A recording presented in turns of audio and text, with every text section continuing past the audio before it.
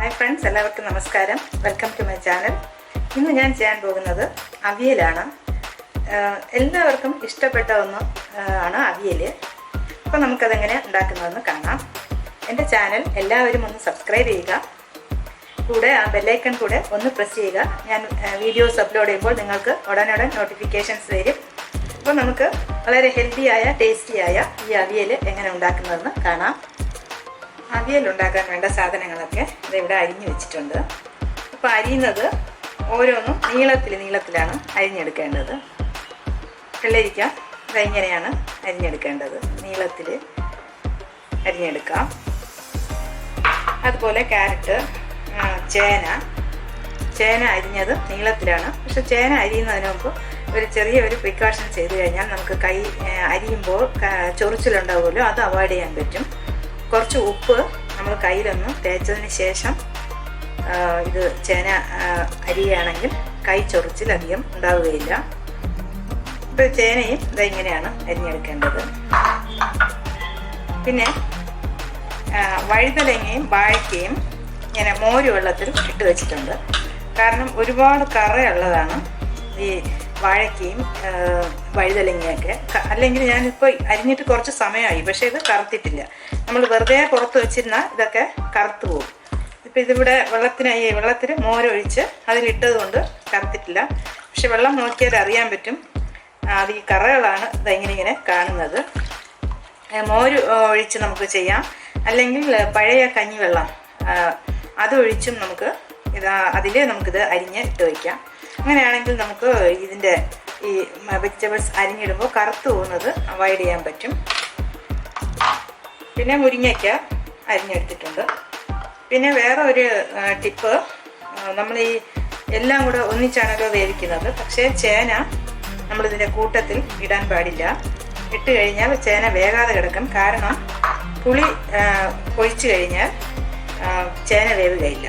അതുകൊണ്ട് ഒന്ന് തിളച്ചതിന് ശേഷം ചേന ആദ്യമേ ചേർക്കാം. ഒന്ന് തിളച്ചതിന് ശേഷം പുളി ചേർത്ത് കൊടുക്കാം.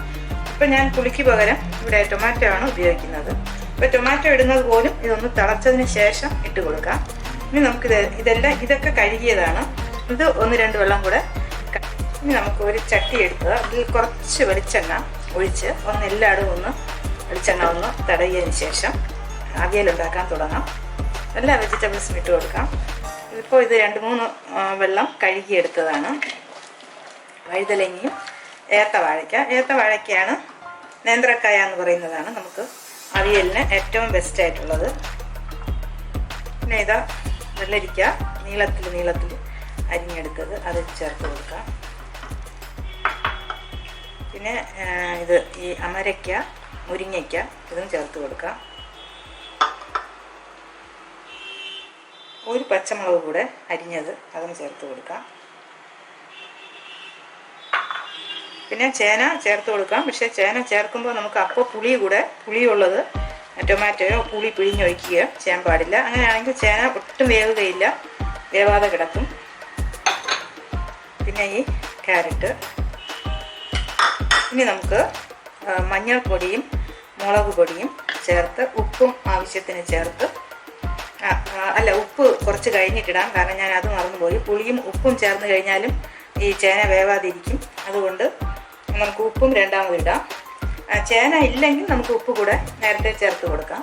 അപ്പോൾ ചേന വെച്ചത് കൊണ്ട് ഉപ്പ് നമുക്ക് തിളച്ചതിന് ശേഷം ഇട്ട് കൊടുക്കാം.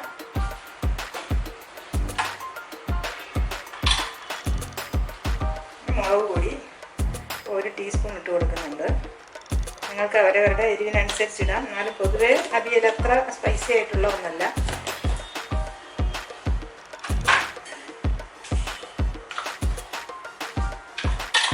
പിന്നെ മഞ്ഞൾപ്പൊടി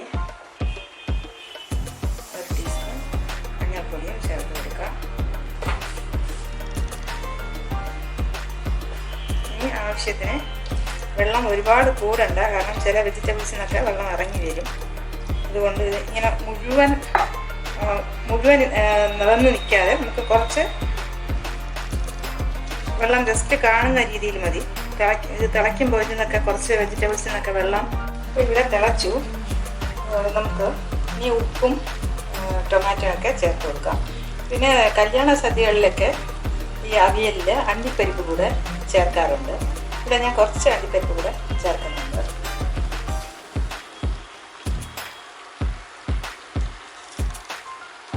ഉപ്പ് ആവശ്യത്തിന് ഇട്ട് കൊടുക്കാം.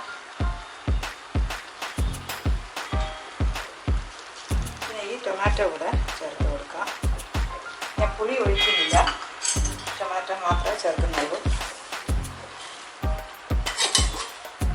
നന്നായി ഇളക്കി യോജിപ്പിച്ച് നമുക്ക് കുറച്ചുകൂടെ നന്നായി വേവിച്ചെടുക്കണം.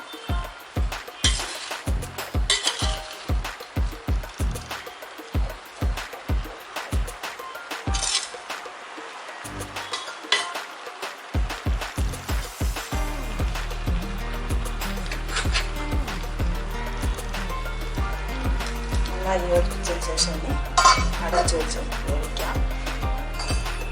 ഇനി നമുക്കിതിനുള്ള അവിയലിൻ്റെ അരപ്പ് റെഡിയാക്കണം.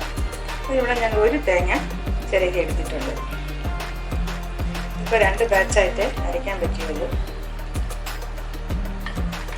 ഒരു പച്ചമുളക് ഞാൻ എടുത്തിട്ടുള്ളൂ. എനിക്ക് എരിവ് ഇത്ര ഒരുപാട് വേണ്ട, അതുകൊണ്ട് ഒരു പച്ചമുളക് എടുത്തിട്ടുള്ളൂ. പിന്നെ ജീരകം. ഇപ്പോൾ 2 ബാച്ചായിട്ട് അരയ്ക്കുന്നുണ്ട്. രണ്ടാമത് അരയ്ക്കുമ്പോൾ ബാക്കി ഇട്ട് കൊടുക്കാം. ഇനി ഞാൻ തൈര് ചേർത്താണ് അരയ്ക്കുന്നത്. നല്ല കട്ട തൈരാണ്. അത് ഞാൻ തന്നെ ഉണ്ടാക്കിയെടുത്ത തൈരാണ്. അപ്പോൾ അതുകൂടെ ചേർത്ത് ഒരു 2 കരിവേപ്പില കൂടെ ഇട്ട് കൊടുക്കാം. ഇത് ഒന്ന് നന്നായിട്ട് പേസ്റ്റ് പോലെ അരയ്ക്കേണ്ട, ജസ്റ്റ് ഒന്ന് ക്രഷ് ചെയ്ത് ഒരു 3 അല്ലി വെളുത്തുള്ളി കൂടെ ചേർത്ത് കൊടുക്കാം. ഇനി നമുക്കിത് അരച്ചെടുക്കാം. ഇപ്പോൾ ഇവിടെ കഷ്ണങ്ങളൊക്കെ വെന്തു. ഇനി ഈ കൂട്ട് ചേർത്ത് കൊടുക്കാം.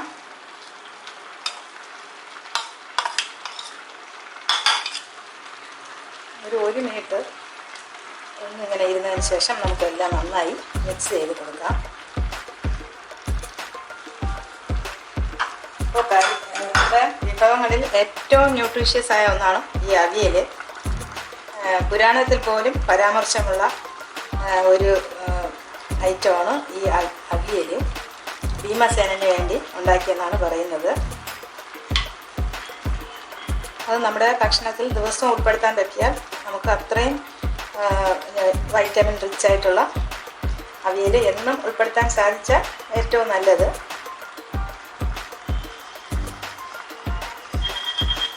ഈ തീ ഒന്ന് കുറച്ച് കൊടുക്കണം.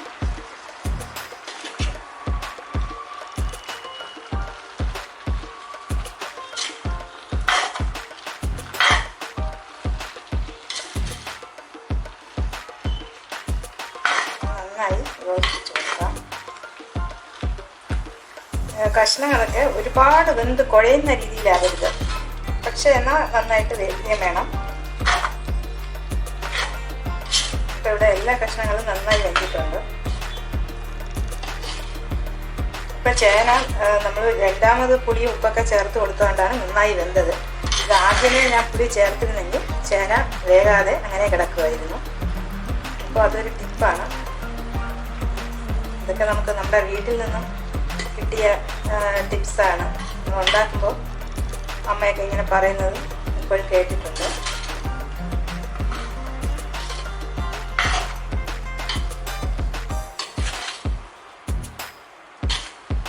എല്ലാം നന്നായിട്ടൊന്ന് മിക്സ് ചെയ്തതിന് ശേഷം നമുക്ക് ഈ കറിവേപ്പില ഇട്ട് കൊടുക്കാം. കറിവേപ്പിലയാണ് ഏറ്റവും പ്രധാനം അവിയലിന്. നല്ല ഒരു ഫുൾ ടേസ്റ്റ് വരുന്നുണ്ട്. പിന്നെ ഈ വെളിച്ചെണ്ണയും ഒഴിച്ച് കൊടുക്കാം.